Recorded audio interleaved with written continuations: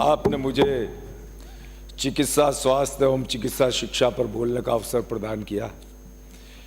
संपूर्ण विश्व में यदि कोई संवेदनशील, सबसे संवेदनशील विषय है तो वो चिकित्सा और स्वास्थ्य, क्योंकि एक रुग्ण बीमार व्यक्ति बड़ी आशा भरी उम्मीद के साथ वो किसी चिकित्सालय में जाता है, एक अच्छे चिकित्सक की तलाश करता है और उसका प्रयास होता है कि वो जल्दी से जल्दी ठीक हो जाए। और जब उसे अच्छी चिकित्सा, अच्छी व्यवस्थाएं, अच्छे साधन, अच्छे संसाधन मिल जाते हैं, अच्छा वातावरण उसको मिल जाता है, तो उसके मन से ही, मानसिक रूप से ही उस अनुकूल वातावरण में 50% तो यूं ही सही हो जाता है। माननीय सभापति महोदय, आज जो बातें कह रहे थे बायतू से आने वाले माननीय हमारे विधायक जी और हमारे आदरणीय सभापति जी पारिक साहब, तो निश्चित रूप से जैसे जैसे आधुनिकीकरण बढ़ा है, भौतिकवाद बढ़ा है, कृषि उत्पादों में यूरिया, पेस्टिसाइड और केमिकल का उपयोग बहुत अधिक तेजी के साथ बढ़ा है। हवा, पानी, खाद्य पदार्थ, ये सब बहुत तेजी के साथ दूषित होने लगे और बायतू से आने वाले हमारे विधायक महोदय की चिंता थी कि ये कौन ठीक करेगा। निश्चित रूप से इसे हम ही सही करेंगे, पूरी प्रतिबद्धता के साथ सही करेंगे और करने भी लगे, क्योंकि आज जिस तरीके से तेजी के साथ मधुमेह, कैंसर, हाइपरटेंशन, हार्ट डिजीजेस के लोग शिकार हो रहे हैं, व्यक्ति के अंदर रोग प्रतिरोधक क्षमता का अभाव होने लगा है और बहुत छोटा सा रोग भी बहुत बड़ा रोग के रूप में उस व्यक्ति से वो ग्रसित हो जाता है। आज आवश्यकता है स्वास्थ्य के प्रति जागरूकता की, खान पान में सतर्कता की भी, और सरकार भी इसी दिशा में काम कर रही है। मैं धन्यवाद देना चाहूँगा माननीय प्रधानमंत्री नरेंद्र मोदी जी का, माननीय मुख्यमंत्री भजन लाल जी शर्मा का। उन्होंने इस बात को समझा और सबसे पहले उन्होंने व्यक्ति की सबलता पर, उसकी सदस्वस्थता पर ध्यान देते हुए जो हमारी प्राचीनतम योग पद्धति थी, उसे सिर्फ भारत में ही नहीं अपितु संपूर्ण विश्व में उसको प्रतिपादित किया और संपूर्ण विश्व के लोगों ने उस योग की महत्ता को समझा, माना और आज लोग बाग इसके प्रति अवेयर हो। और जो बात कर रहे थे खाद्य पदार्थों में, अब जो पेस्टिसाइड है, जो केमिकल है, जो यूरिया है, उसमें भी हमारी केंद्र सरकार ने नीम कोटेड यूरिया, ऑर्गेनिक खेती को बढ़ावा देना, ये पहली बार यदि किसी सरकार के दिमाग में ये विचार आया तो ये हमारी केंद्र की सरकार के माननीय प्रधानमंत्री जी के दिमाग में ये विचार आया। क्योंकि यदि हम व्यक्ति के जीवन में अच्छा खान पान, अच्छी जीवन शैली दे सकेंगे तो निश्चित रूप से रोग कम रूप से जो है उसको आक्रमण करेंगे। मैं कोई आप लोगों की बहुत ज़्यादा आरोप या आलोचनाएं आपकी नहीं लगाऊंगा, क्योंकि ये विषय ही आरोप और आलोचना का नहीं। हाँ, लेकिन कुछ जो आपकी कमियां रही हैं वो तो कहनी पड़ेंगी, पर ये संवेदनशीलता का विषय है। चाहे ये हो, सभी को मिलकर विचार करना होगा कि इन जो कारक हैं जो आप भी बता रहे हो, हम भी जानते हैं, उनका क्या इलाज है, कैसे उन कारकों को हम रोक सकते हैं। और ये सब हमारी जिम्मेदारी भी है, दायित्व भी है क्योंकि 2.5-3 लाख की संख्या में लोग हमें जिताकर यहाँ भेजते हैं, हमसे अपेक्षा भी करते हैं और वो हमें अपना हीरो मानते हैं। कोई भी परेशानी आ जाएगी तो हमारे विधायक जी हमारे आगे खड़े रहेंगे, हमारे साथ खड़े रहेंगे, कोई सी भी जटिल परेशानी में, कोई भी दिक्कत में। ये लोगों की अपेक्षा हमसे रहती, हमें अपने प्रतिनिधि के रूप में मानते हैं। जिस तरीके से आज आवश्यकता है थी कि किस आधुनिक चिकित्सा का भी पूरा सरकार ध्यान दे और साइड इफेक्ट रहित चिकित्सा भी चिकित्सा के क्षेत्र में आगे बढ़े। और साथ ही साथ जैसा हमने कोरोना में देखा, कोरोना की बात कर रहे थे, कोरोना में वो स्थिति थी कि यदि माननीय प्रधानमंत्री नरेंद्र मोदी जी नहीं हो, और मुझे याद है वो मंजर, वो भय उत्पन्न करने वाला वो दृश्य, आपके मंत्री भी 3-3, 4-4 मंत्री दिल्ली जाकर माननीय लोकसभा अध्यक्ष ओम बिरला जी से मिले थे, ऑक्सीजन के लिए भी आपने हाथ खड़े कर दिए थे और आप सब गायब हो गए थे मुख्यमंत्री जी के समय। आपको याद है या भूल गए? आप भूल भी जाओ, परंतु जनता कभी इसे भूलने वाली नहीं। वो एक दंश की तरह, घाव की तरह उनके सीने पर अमिट छाप है जो आपने उनके साथ कोरोना में किया था। छुप गए थे आप। और उस समय ऑक्सीजन कंटेनरों से, टैंकरों से राजस्थान की धरती पर आई थी, लोगों की जान बची थी। खेप की खेप रेमडेसिविर, अन्य दवाइयां जितनी भी संबंधित थी, मास्क और सब, ऑक्सीजन कंसंट्रेटर, ऑक्सीजन के सिलेंडर, सब केंद्र सरकार के माध्यम से लाए गए थे और लोगों की जान बचाने का प्रयास किया गया था। परंतु आपने जिस तरीके से हाथ खड़े कर दिए थे, मेरा मानना है कि ये सरकार का दायित्व होता है ऐसी स्थिति में खड़े होकर लोगों की मदद करना। केंद्र की सरकार ने देश को एम्स दिए, मेडिकल कॉलेज दिए, डायलिसिस योजना में चिकित्सा उपकरण दिए, परंपरागत चिकित्सा पद्धतियों का संरक्षण किया और आयुर्वेद में नए अनुसंधान को प्रोत्साहित किया। इसके काम केंद्र सरकार ने किए।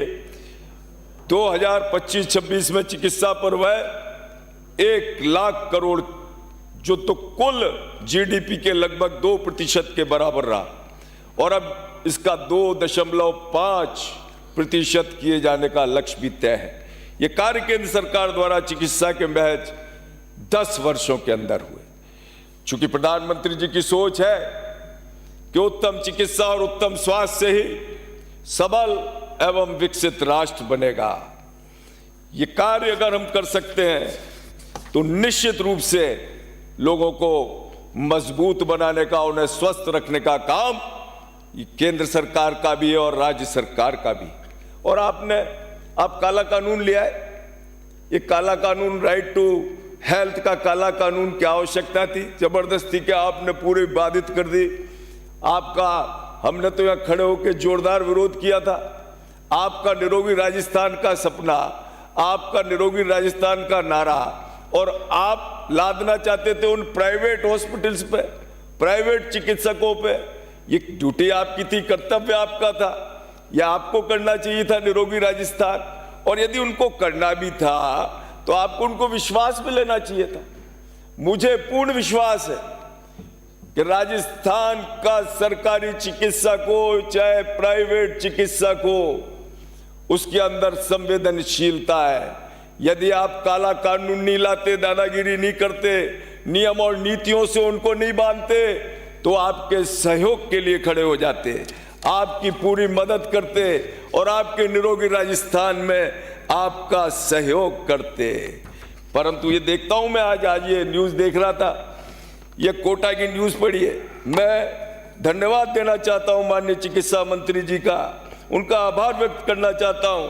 मैं माननीय मुख्यमंत्री जी का आभार व्यक्त करना चाहता हूं कि आपकी जो आज कार्यशैली है, जो आपका कार्य प्रबंधन है, आज कालीचरण जी भी कह रहे थे कि कुछ चिकित्सकों का सम्मान करना है, क्योंकि वो उत्साहित हैं, वो जोश में है आपकी कार्यशैली से।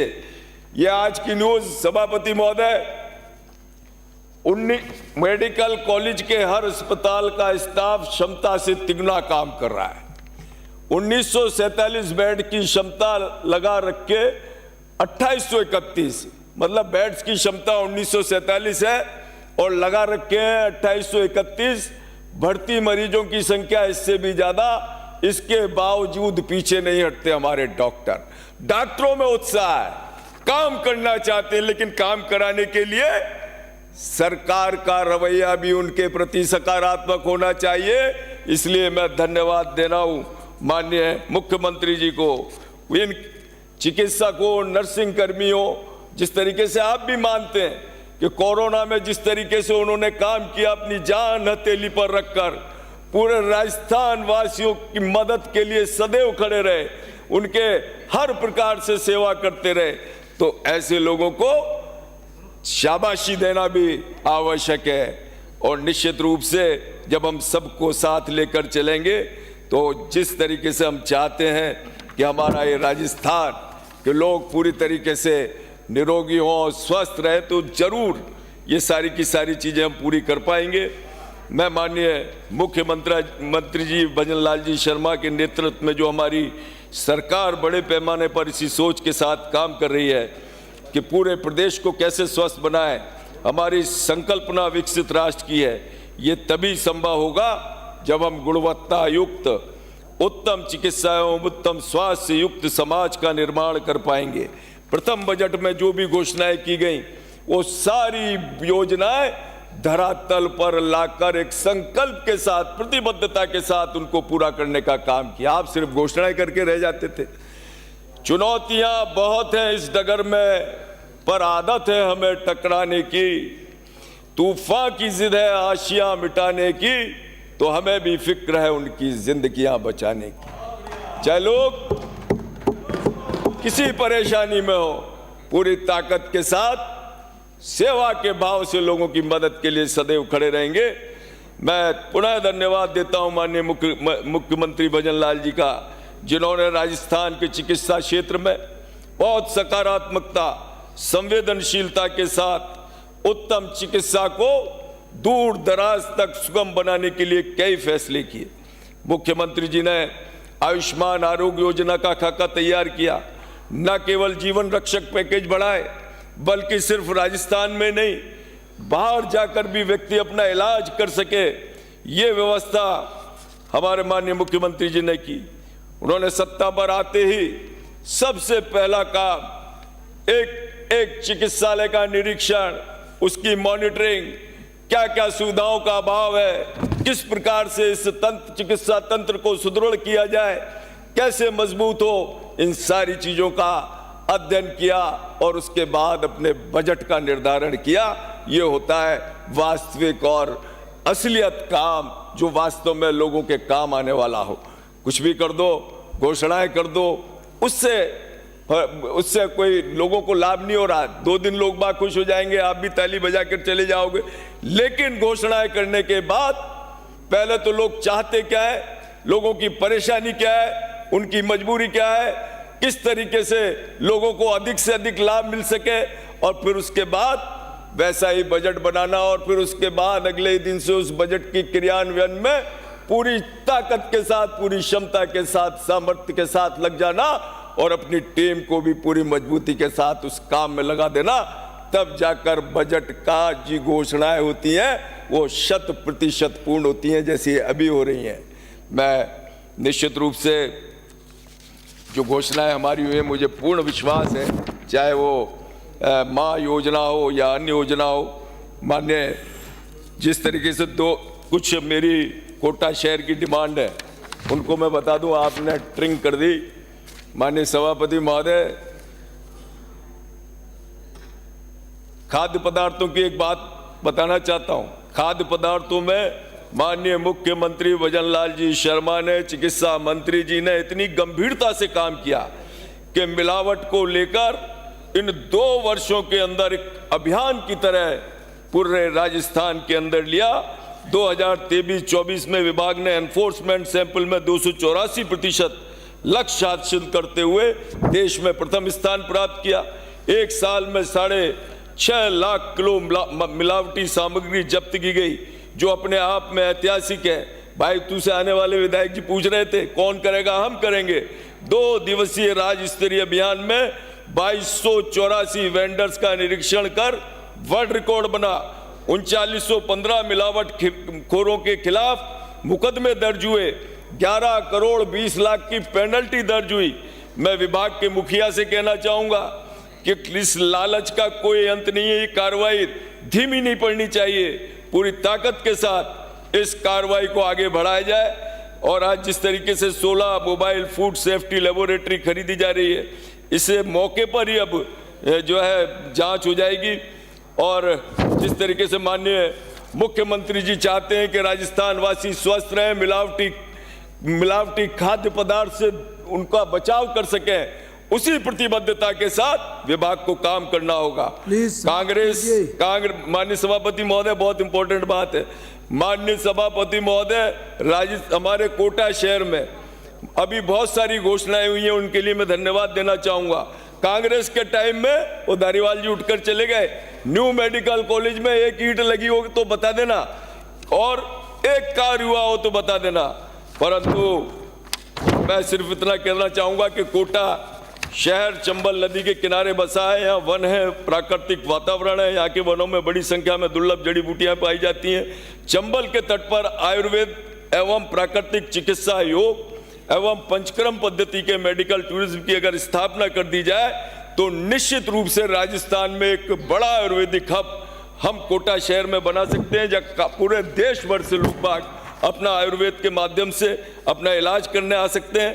एक जो माननीय मंत्री जी, मेरी बस 1 मिनट में मैं आपको अपनी कुछ हमारी कोटा शहर की मांगे हैं। एक तो हमें interventional radio cardiac cath lab की आवश्यकता है, 128 लाइव CT scan machine, advance life support वाली 5 ambulance, simulator lab, robotic hand और आदर्श CSC दादाबाड़ी का उन्नयन, आदर्श CSC विज्ञान नगर में पर्याप्त पदों का सृजन, कोटा शहर की बड़ा बस्ती, क्रशर बस्ती, घोड़ा बस्ती, दुर्गा बस्ती, श्रीनाथपुरम में नए आयुष्मान आरोग्य कॉलेज खोले जाएं। हमारे यहाँ दूध तल का निर्माण पूरा हो चुका है, जिसमें 1150 बेडों की क्षमता है। वर्तमान में 340 नर्सिंग कर्मियों के पद स्वीकृत हैं, उनको वो पर्याप्त नहीं है। नर्सिंग स्टाफ के पद, ICU के उपकरण व फर्नीचर के लिए बजट जो है स्वीकृत किए जाए। कोटा का विस्तार होने से कोटा में एक और नर्सिंग कॉलेज और मेडिकल कॉलेज खोलने की महती आवश्यकता है। बहुत बहुत आभार, बहुत बहुत धन्यवाद माननीय सभापति महोदय।